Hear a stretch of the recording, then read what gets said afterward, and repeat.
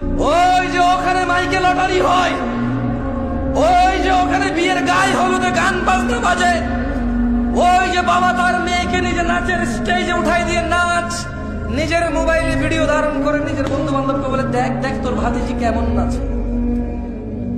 আল্লাহ সুবহানাহু ওয়া তাআলা বলছেন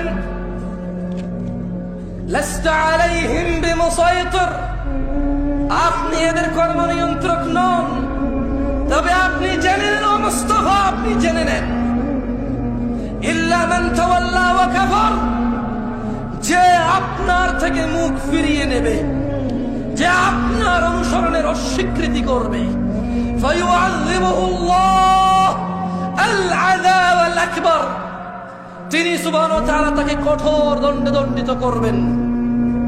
এই হচ্ছে ওনার মর্যাদা। আমরা যদি মুস্তাফার অনুসরণ না করি আলাইহিস সালাম, আল্লাহ নবীর অনুসরণ না করলে, নবীর উপদেশ মেনে না চললে আলাইহিস সালাম আমাদেরকে কঠোর দণ্ডে দণ্ডিত করবেন। তিনি তা কোরআনুল কারীমে সুস্পষ্ট করে তিনি বর্ণনা করেছেন, ওয়ার্নিং করেছেন।